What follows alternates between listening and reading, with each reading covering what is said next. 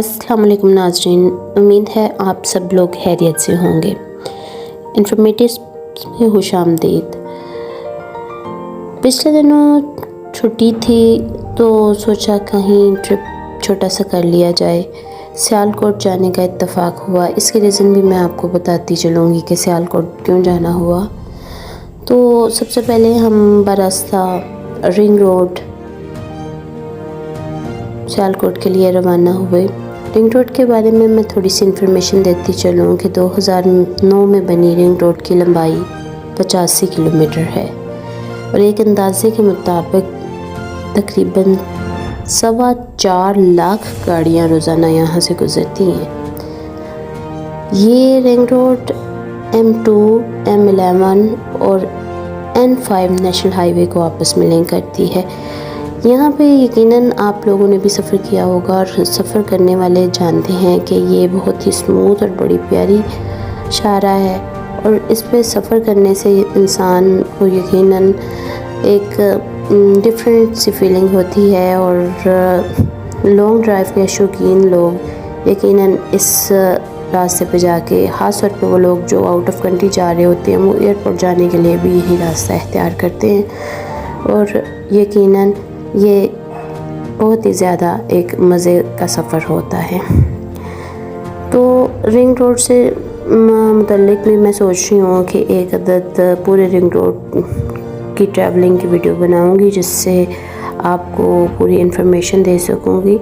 लेकिन फ़िलहाल हमारा रुख था यहाँ से रवाना होना लाहौर सियालकोट में मोटरवे की तरफ। तो हम लोग मोटरवे के पर चढ़ गए। अच्छा, यहाँ पे मैं आपको बताती चलूँ कि थोड़ी सी इन्फॉर्मेशन LSM के बारे में भी, यानी कि लाहौर सियालकोट मोटरवे। इसका तस्वुर असल में पंजाब के साबिक़ वज़ीर आला चौधरी परवेज़ अलाई ने 2006 में दिया था और इसका संग बुनियाद 2007 में पाकिस्तान के साबिक़ जनरल परवेज़ मुशर्रफ ने रखा था, लेकिन तब कोई हकीकी काम नहीं शुरू हो सका था। असल मंसूबे के मुताबिक 2008 में 18 अरब की लागत से ये मोटरवे आवाम के लिए खुल जानी थी, लेकिन हुकूमत पंजाब ने सियासी वजूहात की बिना पे इसको रोक दिया। जैसा कि आपको पता है, हमेशा अक्सर होता आया है, कोई ना कोई जब पॉलिटिकल इश्यूज़ क्रिएट होते हैं तो सबसे पहले इंफ्रास्ट्रक्चर पे जो असर आता है उसका।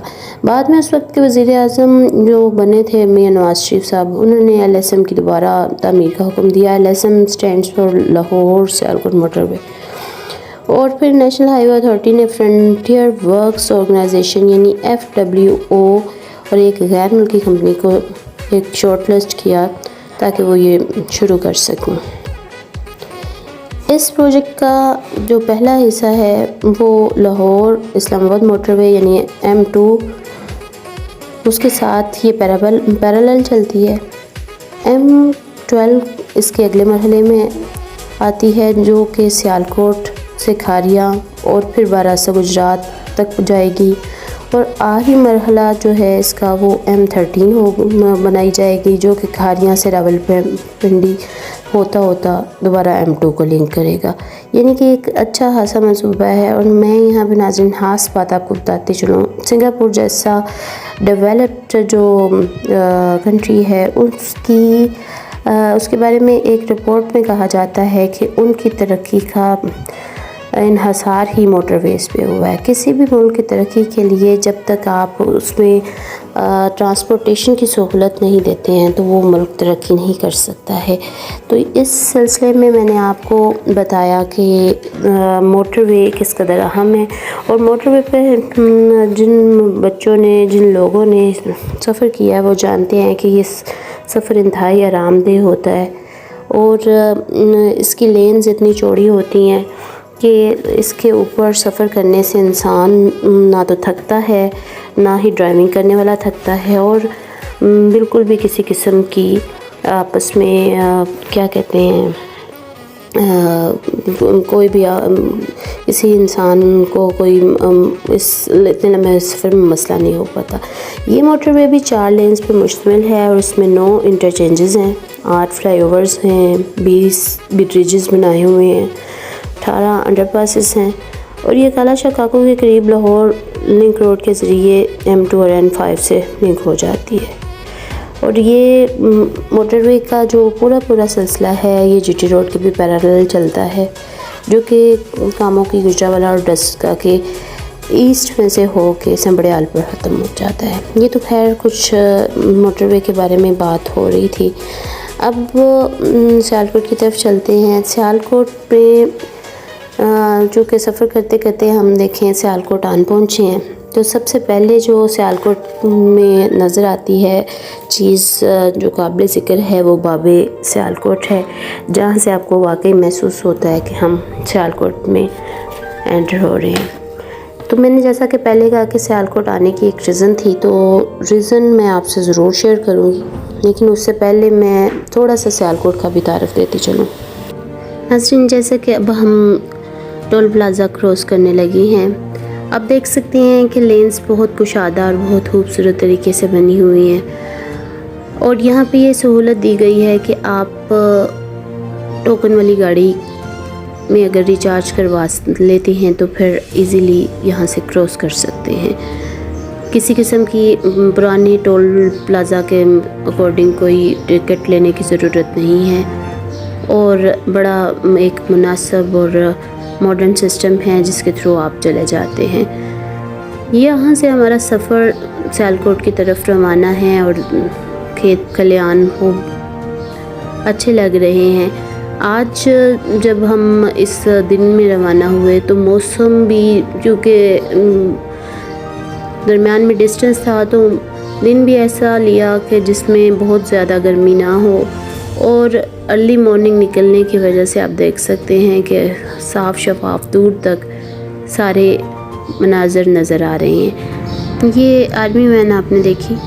नाज़रीन, दिफाई लिहाज से सियालकोट का बहुत अहम मुकाम है। 1966 में हुकूमत पाकिस्तान ने 1965 की पाक भारत जंग के दौरान दुश्मन के ख़िलाफ़ शदीद मुज़ाहमत का मुज़ाहरा करने पर सियालकोट, सरगोदा और लाहौर को भी एक खसूसी परचम हिलाले इस्तक़लाल से नवाजा था, क्योंकि सियालकोट भारत के बुनियादी हदफ में से एक शहर था और ये परचम हर साल यौम दिफा के मौका पर लहराया जाता है।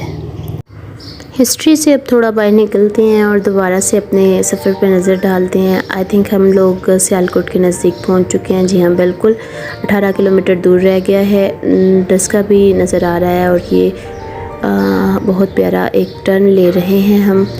और मेरा ये मानना रहा है कि जगह पे मंजिल पे पहुंचने की निस्बत जो रास्ता होता है वो ज़्यादा इंजॉय करने के काबिल होता है। अगर आपको सफ़र के दरमियान तबीयत ख़राब होने का मसला नहीं है, वॉमिटिंग, नोज़िया की फ़ीलिंग नहीं है, तो ट्रैवलिंग एक बहुत ही इंटरेस्टिंग हॉबी है जो आप इंजॉय कर सकते हैं।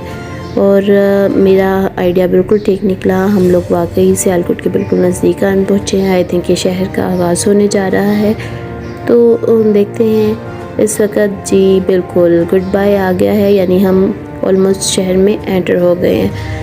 इस टोल प्लाज़े को हम क्रॉस करेंगे। दूसरे लफ्ज़ों में आप army point of physically check post को हमने जैसे ही क्रॉस किया है तो ये शहर की हदूद स्टार्ट हो गई हैं। और अब हम देख रहे हैं कि एंट्रेंस तो बहुत प्यारी है, यानी first impression is the last पे पूरा उतरता है ये शहर। और लाहौर के साइड से पहुंचने पे बहुत खूबसूरत एक व्यू नज़र आ रहा है।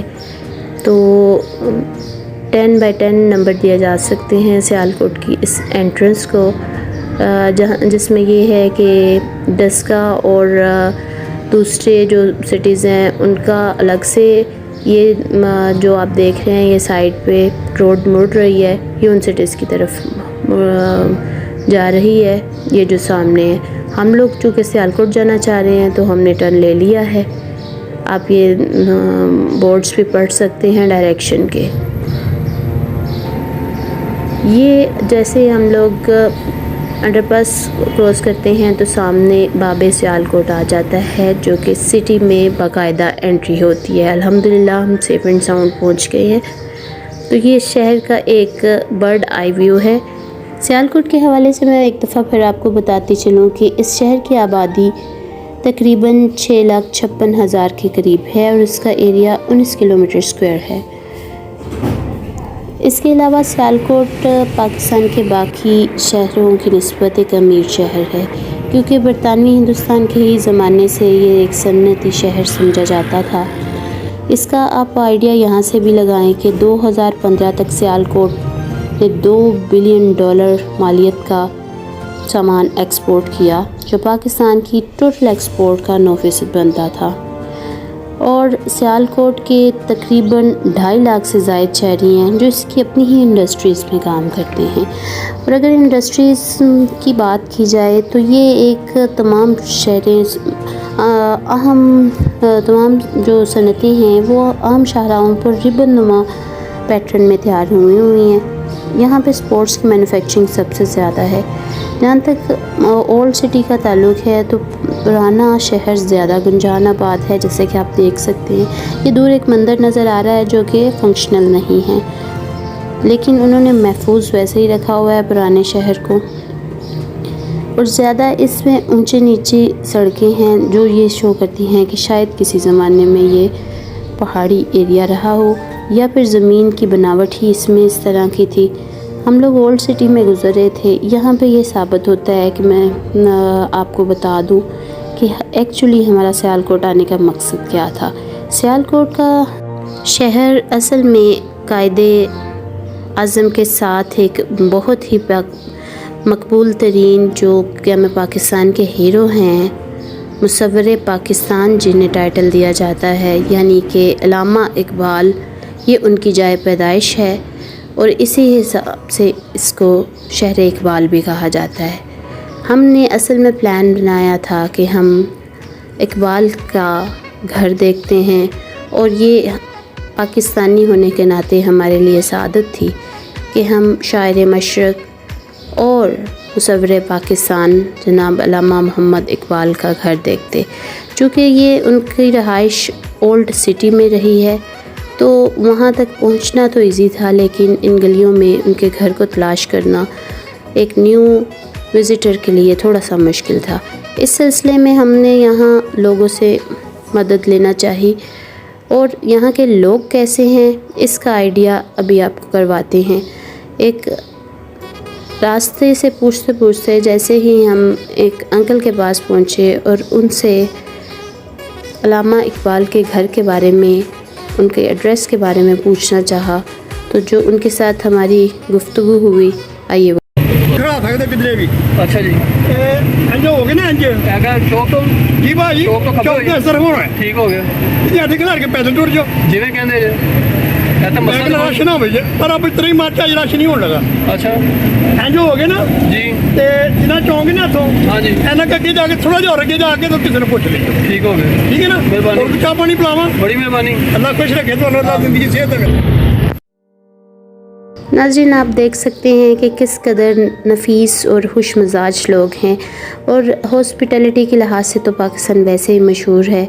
यहाँ पे जैसे कि अंकल के गाइड करने पे हम लोग आगे बढ़े और टर्न लेके मज़ीद तो ये इकबाल के इस मोहल्ले में हम लोग पहुँच गए, जिन गलियों में मशरक़ के इस अज़ीम शायर ने अपना वक्त गुजारा और इस अज़ीम शायरी को दुनिया भर में पहुंचाया और सबसे बढ़कर हमें आज़ादी की नेमत अता करने के लिए एक ख्वाब सोचा, जिसकी ताबीर अल्लाह ताला के फज़ल व करम से कायदे आज़म ने मुमकिन फरमाई। तो यहाँ पे आके हम लोगों को मज़ीद पूछना पड़ा, ये भाई पूछ रहे हैं, अभी उन्होंने कहा कि थोड़ा सा सफ़र और करना पड़ेगा, हम लोग रवाना हैं। यहाँ से आगे जैसा कि आप देख सकते हैं ज़्यादा गुंजानाबाद इलाका आ रहा है और आगे जाना मज़ीद पॉसिबल नहीं हो रहा। मेरे ख्याल में हम लोग बहुत नज़दीक आ चुके हैं अपनी मंजिल के, तो यहाँ साइड पे कहीं गाड़ी को पार्क करते हैं और फिर इंशाल्लाह जल्द देखते हैं। ये ओल्ड आप देख सकते हैं रहाइश है और ओल्ड ही दुकानें हैं, तो इंशाल्लाह जल्द ही हम इकबाल मंजिल तक पहुँचने वाले हैं। तो आप लोग हमारे साथ रहिएगा, इंशाल्लाह नेक्स्ट वीडियो में आपको दिखाएंगे। तब तक के लिए बहुत शुक्रिया। अल्लाह हाफिज़।